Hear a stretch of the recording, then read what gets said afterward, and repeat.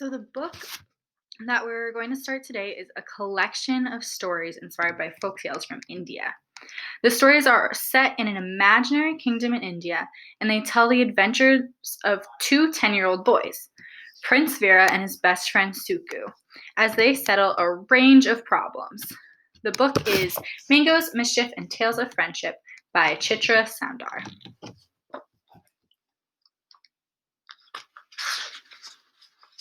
Prince Vera's first case. Long ago, in a faraway land, King Bahima ruled a small kingdom surrounded by the magnificent hills of Himta.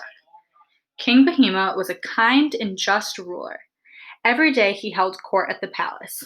Rich or poor, tall or short, man or woman, anyone could walk in with a problem. The king would always find a way to solve it. The king lived with his wife and son in a red stone palace. Prince Vera was 10 years old, but he didn't go to school. The school came to him.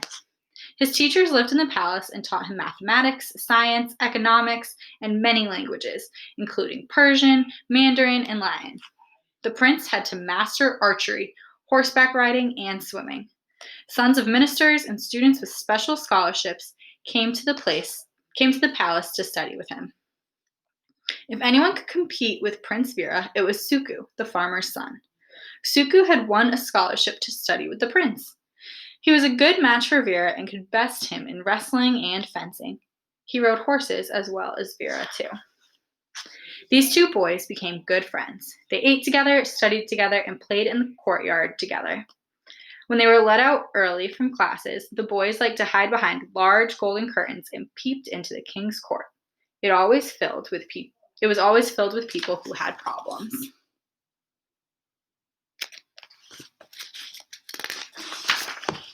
Three days after harvest, Suku came to the palace to see Prince Vera. He brought fresh corn, bunches of groundnuts, and tender coconut water to drink. Do you want to go to the woods? Prince Vera asked. We can check mongoose holes for snakes and chase deer and bison. After a week of harvest, I don't want to be anywhere near plants and trees, said Suku. Can we sneak into the court and see what's going on? Let's go to the queen's chamber, said Vera. We can watch the court through the small windows. The boys scampered through the rooms, jumping onto ornate chests. The thick carpets hid the sound of their hurrying feet. Whenever a guard appeared, they hid behind the large curved doors. As soon as they reached the queen's chambers, Vera peeked in to see if any of his mother's maids were there with the flowers and perfume the queen needed for her bath.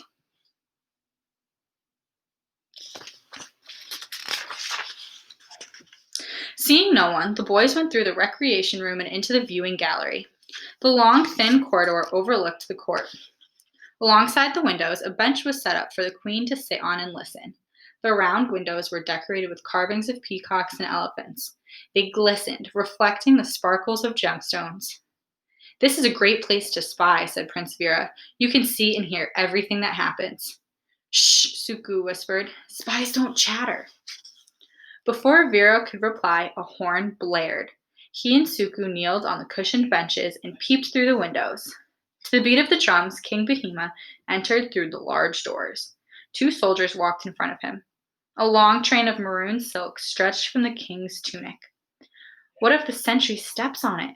Prince Vera asked. I'll die laughing, said Suku. I'm sure you will die if you laugh, said Prince Vera. Want to try?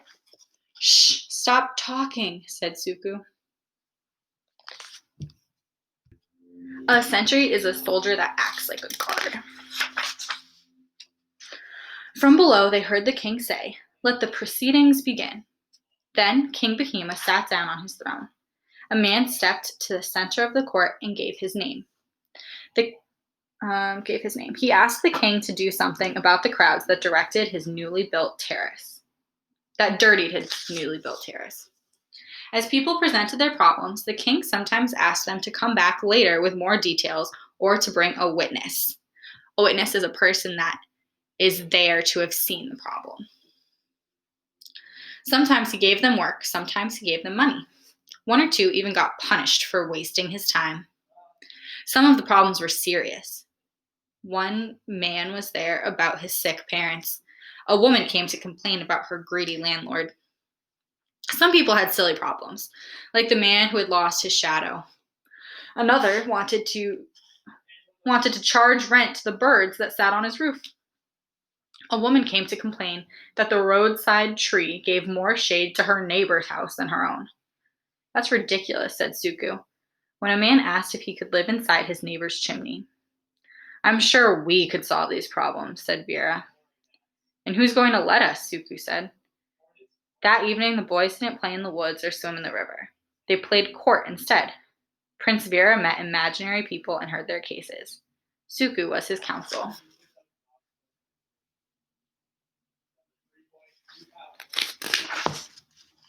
A week had gone by. There were no classes on New Moon Day. With nothing to do, the boys crept into the palace to watch the King Bahima hold court. But this time the court was empty, and outside there was a long line of people waiting to see the king. Where's your father? Suku asked. Vera and Suku raced to the king's chambers. The king is unwell, said the royal physician. Don't bother him. Vera looked at his father's pale face. His mother, the queen, sat close by, tending to him. But people are waiting, Vera whispered to Suku. Maybe we should open our own court, Suku whispered back. Vera's eyes twinkled. This is the perfect opportunity. He leaned toward his father's bed. Father, I can hold court today on your behalf, he said. What? The king sputtered, trying to sit up. We've been listening to your court for many days, admitted Vera. We're sure we can handle it. Are you trying to become king? Asked the king, smiling. No, father, but I will learn to govern, said Vera, and you can get some rest. Well, that sounds very tempting, the king said, but you can't do this on your own. Here I present to you my wise counsel, Suku, said Vera. The king smiled at both of them. You've been planning this for a long time then, he said. Very well, I'll give you a chance, but you can hear only simple cases and only in the courtyard, not in my court. Anything you say, father, Vera said, unable to hide his smile. A court was set up quickly in the courtyard. Prince Vera's chair was placed in the middle.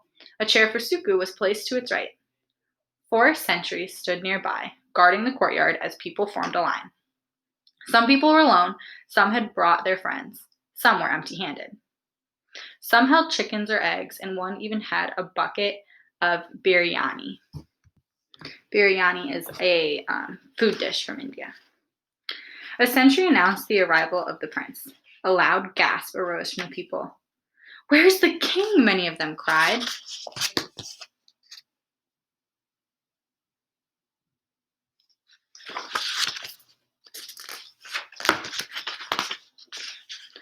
Let's hear the first case, said the prince, sitting down. A man who smelled of hay stepped forward and bowed to the prince. Your Highness, he began, my neighbor follows my cow all around town and picks up the cow dung. I want you to forbid him to do that. Anything that cow drops belongs to me. Vera thought about it for a moment and said, From today, why don't you tie a dung bag behind the cow? Then you can collect all the droppings yourself. Think about it. What do you think dung means based on this photo? Next case, said Suku. Dear Prince, said the next man who stepped forward, it's my neighbor. I want her to stop singing. Is she awful? Asked Vera. She's the best singer in the city, Your Highness, he explained. I just sit next to the window all day and listen. I miss work on most days. Vera and Suku huddled and discussed the case. From today onward, you have to keep your window shut until you come back from work, Vera ordered. Who's next? Asked Suku.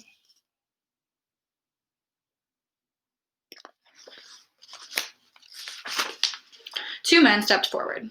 One was dressed in cotton and the other in silk. The first man stood with his arms folded. The second man leaned on his wooden cane and stroked his mustache. State your case, said Prince Vera. With due respect, dear Prince, I think this problem is too tricky for you, said the second man. If I decide the problem is too big for me, the king will surely talk to you tomorrow, said the prince. Today, you must place your trust in me. My name is Mitaram, said the second man. I have a small sweet shop in the market. I make all the sweets myself, and I use only pure butter and sugar.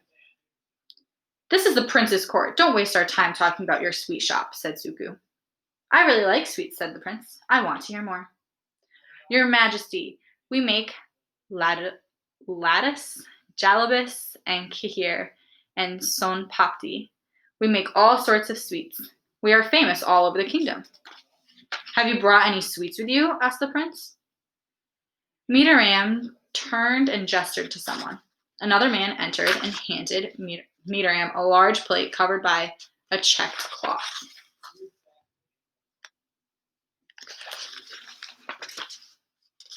The smell of sugar and butter wafted over the courtyard.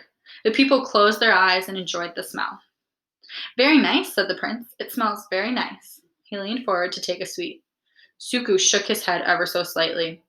Vera sat back in his chair, frowning at Suku. Don't smell it, Your Majesty, said the other man. That's exactly the problem. Take the sweets to my room, said Vera.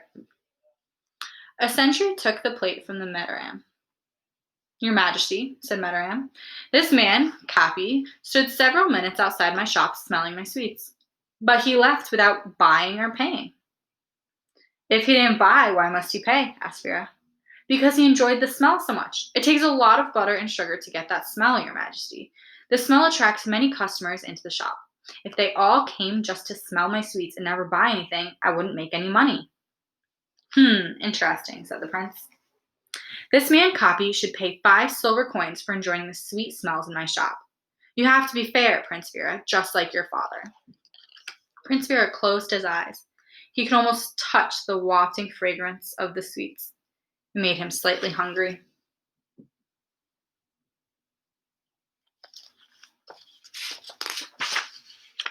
Capi, what do you say for yourself?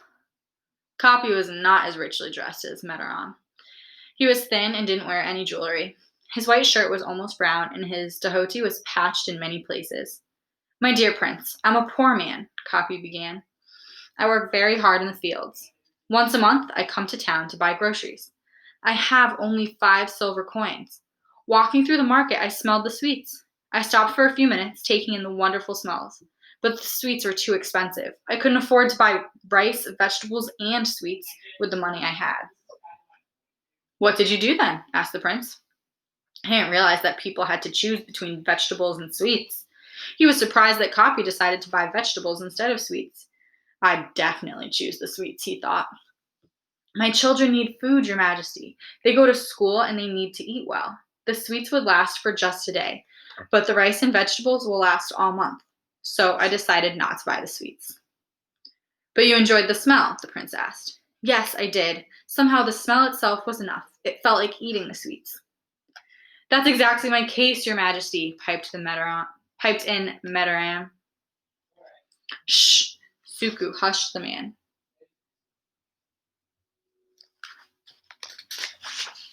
The prince closed his eyes. He tried not to think about the sweets, just the problem in front of him. What would his father do? Okay, I've decided, said Prince Vera. Capi, give yourself 5 silver coins to Metaram. Give your 5 silver coins to Metaram. Capi's face fell. With tears in his eyes, he handed over the money. Metaram's face lit up with joy. He counted the 5 silver coins at least 5 times. The prince watched this in silence. Thank you, dear prince. You are very fair and just, said Metaram. I'll take my leave now. Not so fast, my man. Now please return the 5 silvers to Capi. But, well, he smelled your sweets, but he didn't eat them. Yes, but, and you held the money in your hands, didn't you? Yes, but, you counted it. You imagined adding it to your money box. You enjoyed that, didn't you? Yes, but, he enjoyed the smell of sweets, and you enjoyed the feel of money. A fair exchange, don't you think? Metaram hung his head in shame. From now on, treat your customers fairly, Prince Vera cautioned. Always make some sweets for people who cannot afford to buy expensive ones. Metaram returned the money and left the court.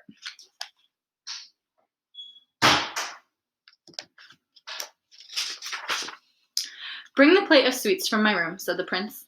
Take these to your children, Capi. Let them eat rice, vegetables, and sweets today. Capi left the court smiling and carrying a large basket filled with sweets. That night during dinner, Prince Vera ate all his vegetables, even his peas.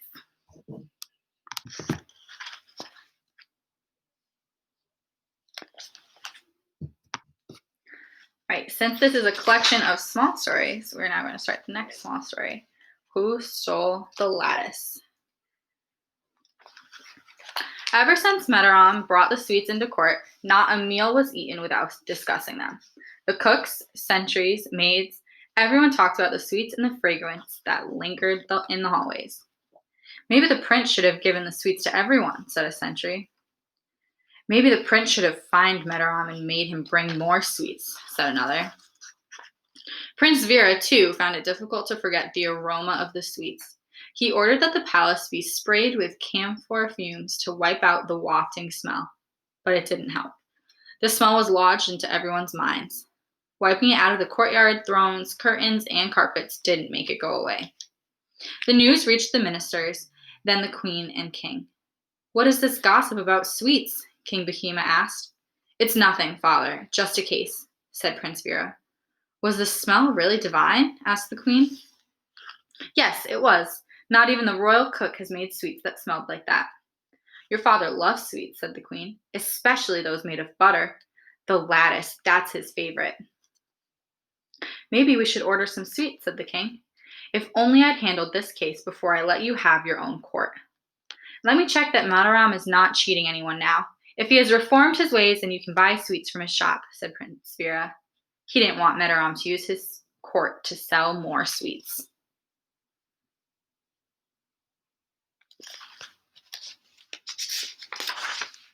So the next day, the prince set off to the market dressed like an urchin. Can you find the shop on your own? Asked the queen. I'll ask around, said Prince Vera. But he didn't have to. The buttery, sugary smell wafted through the market, telling him where to go. Vera sat outside the sweet shop for hours, smelling the cinnamon, cardamom, and cashews. He watched the customers come in and saw that Metaram was fair to them. He looked at the plates on the shelves loaded with sweets. He licked his lips, but bought nothing. After sunset, Metaram closed his shop, and Prince Vera returned to the palace, hungry, tired, and hot. It is hard business, this justice, he thought, but it was good to know that Metaram had indeed mended his ways. The next day, the prince sent a sentry with a large cart down to the market. The king had written down his order for the sweets, and so had the queen. Prince Vera and Suku wanted some too. Every member of the royal household wanted the sweets.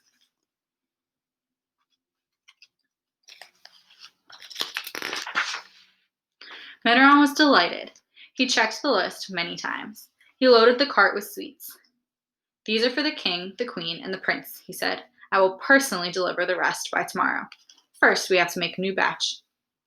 That means the rest of us will have to wait another day, said the sentry, and he drove the cart back toward the palace. Back at the palace, the royal family was waiting.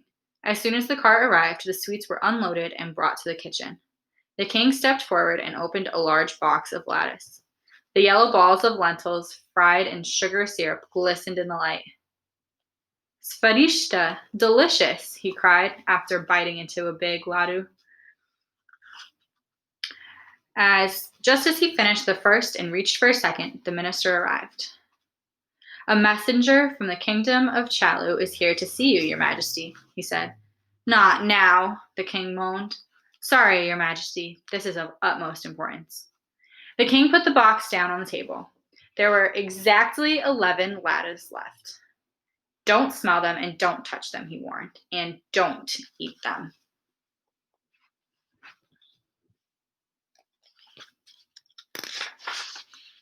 Early the next morning, Prince Vera was awakened by a loud noise.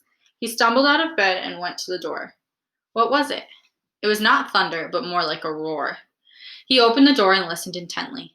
It sounded like his father, but King Bahima never shouted, at least not that early in the morning. The sun had not even risen high enough to warm the pond in the garden. Prince Vera slipped out of his room and followed the sound. His father was not in his room. He was not in the courtyard.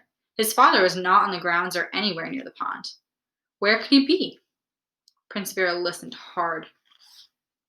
The sound came from the far east wing of the palace by the royal kitchen. What was his father doing in the kitchen? He hardly ever went there unless he didn't want anyone to know he was eating. Then Vera remembered the sweets that his father had to abandon until his official duties were over. Vera walked swiftly to the kitchen. A crowd of servants stood outside. their ears to the door. Inside, the king ranted and raved. When Prince Vera walked closer, the servants moved away.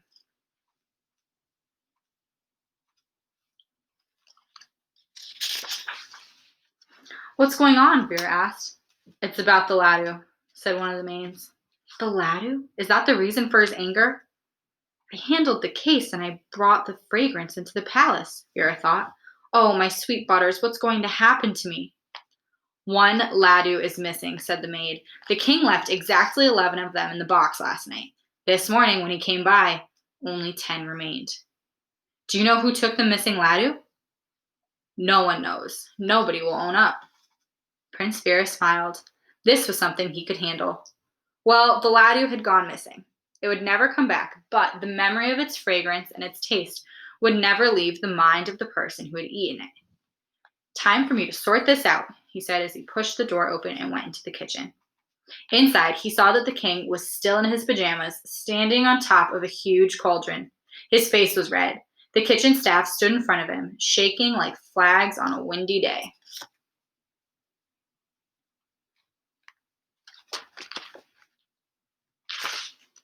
Father, what is the problem? Vera asked.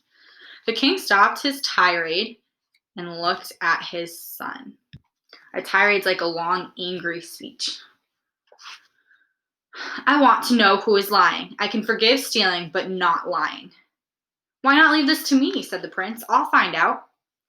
This is all because of your case, said the king. We were happy before we knew about Medaram's sweets. Prince Vera hung his head.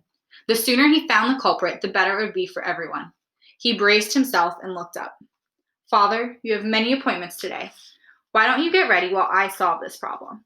I'll bring the culprit to your court. King Bahima handed the box of lattice to his guard and said, Keep this under lock and key. Prince Vera smiled.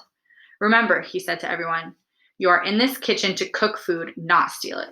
The sooner we get to the bottom of this, the sooner we can all get back to cooking breakfast and lunch. No one stirred. The thief was lying low. I know the sweets are very tempting and the smell makes you hungry, but it is not good to lie to the king, said Prince Vera.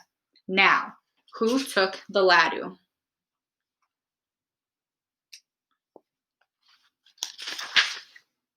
No one would own up. Not a single word was spoken. Prince Vera didn't know who the thief could be. I'll tell the king to forgive you, said the prince, but you must confess now. Again, no one stepped forward. Then it is time to invoke the god of honesty, the prince said, signaling to the sentry. Please fetch me 20 pieces of firewood of the same length. In a few minutes, the sentry returned with an armload of firewood. Each of you gets 1 piece of wood, said the prince. You will step through the pantry invoking the god of honesty and pray for mercy. Then you'll come out the other side. Everyone nodded. If you are speaking the truth, your firewood will shrink by an inch by the time you step out on the other side. If you are lying, the god of honesty will not grace you with his presence, and your stick will remain the same length.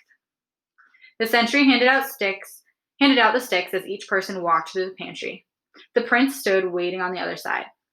As they walked in, each of them chanted the familiar slogan, Satyameva Jayati, invoking the god of honesty. Then they stepped out of the pantry and stood in front of the prince with their piece of wood. Measure each of these, Vera ordered.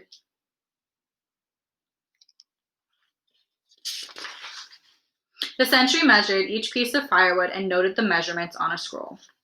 Prince Vera then read through the scroll and smiled. I know who did it. Tell the king we will be in his court shortly. But the king didn't wait for Vera. He wanted to know who had lied to him. He came to the kitchen right away. Do you know who did it? Asked the king. Yes, father, I know who stole the Ladu and who lied to us, said the prince. I'll forgive the stealing. The Ladu is not important. We're getting another cartload today. But who lied to me? The 4th man from the right, said Prince Vera. Before the king could say anything, the liar fell at the king's feet. I am sorry, your majesty. I won't lie to you ever again. Take him away. We'll deal with him later, said the king. How did you find this out, Vera? I merely invoked the conscience of the guilty man, Prince Vera said. Did you threaten him? Asked the king. Father, I did no such thing, said Vera, and he explained what he had made the servants do. How did that help? Did the guilty man confess? No, father. The servants believed that the God of honesty would shrink their firewood if they were innocent. Because the God of honesty would not help him, the guilty man was afraid that his firewood would be longer than the others.